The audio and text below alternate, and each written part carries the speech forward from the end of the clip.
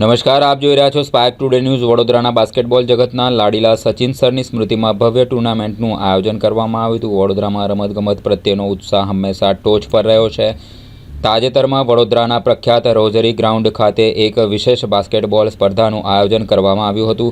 આ સ્પર્ધામાં વડોદરાના જાણીતા બાસ્કેટબોલ ખેલાડી અને આદરણીય કોચ સ્વપરીક્ષિત આંબેગાવકર, જેઓ રમતગમતમાં સચિન સર તરીકે લોકપ્રિય થયા છે, ની યાદમાં યોજવામાં આવી હતી. વડોદરા ડિસ્ટ્રિક્ટ બાસ્કેટબોલ એસોસિએશનના સેક્રેટરી નેહલ રામાણીએ કાર્યક્રમની વિગતો આપતા જણાવ્યું હતું કે સચિન સરનો ફાળો વડોદરાના બાસ્કેટબોલ માટે અજોડ રહ્યો છે.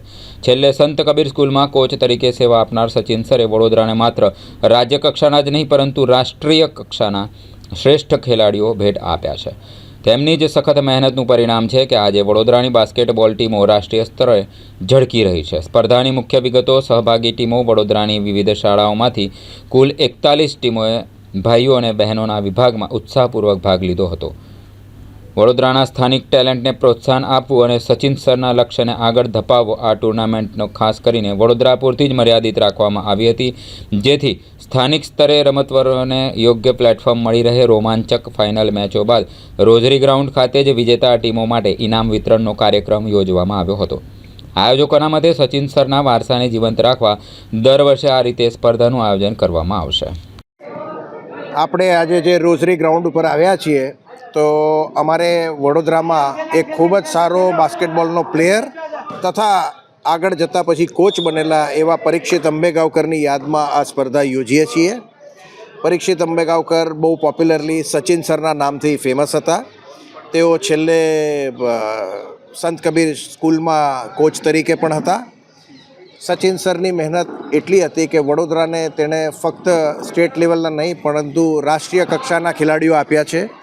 અને સચિન સરની મહેનતના લીધે વડોદરાની ટીમોએ ખૂબ જ સારો દેખાવ કરેલો છે.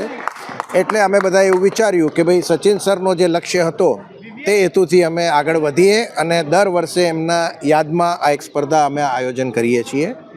આ સ્પર્ધામાં કુલ 41 ટીમોએ ભાગ લીધો છે, બહેનો અને ભાઈઓમાં. આજે ફાઇનલ છે અને આ રોઝરી ગ્રાઉન્ડ ખાતે ફાઇનલ પછી ઇનામ વિતરણનો કાર્યક્રમ છે. બધી સ્કૂલની બરોડાની જ ટીમો છે. આ લોકલ ટુર્નામેન્ટ જ આપણે કરીએ છીએ. બરોડાને પ્રોત્સાહન આપવા માટે બરોડા પૂરતી જ આ ટુર્નામેન્ટ કરીએ છીએ. હું Nehal Ramani, secretary Baroda district basketball association. ये टूर्नामेंट परिषद अंबेगावकर के मेमोरियल में किया जाता है. वो एक बास्केटबॉल के प्लेयर थे जो कि फर्स्ट टाइम गुजरात ने जब एक ही बार गोल्ड मेडल जीता था स्कूल नेशनल में, जो मेंबर ऑफ टीम थे और मैं उस टीम का कोच था उस समय. मेरे पास से वो बरसों से खेले हैं. बाद में वो यहाँ पे उन्होंने एकेडमी शुरू की थी, पर थोड़े टाइम बाद अनफॉर्चुनेटली उनको कैंसर हो गया और उनकी डेथ हो गई. तो उनकी मेमोरियल में टूर्नामेंट कराई जाती है. यहाँ करीब 42 टीम्स ने पार्टिसिपेट किया था और यहाँ जो रेफरी है वो तो फ्री में काम करते हैं. रोज स्कूल ने ग्राउंड हमको फ्री में दिया है और जो उसका पैसा आता है उसकी फैमिली को वेलफेयर के लिए देते हैं. आज मैच रखा गया है, क्या कहोगे? है सर, आज जो मैच रखा गया ये आज फाइनल मैच है और ये फाइनल मैच के बाद में इनको ट्रॉफी मेडल्स दिए जाएंगे यहाँ पे. कितनी टीम आज? ये 42 टीम आई, टोटल 42 टीम.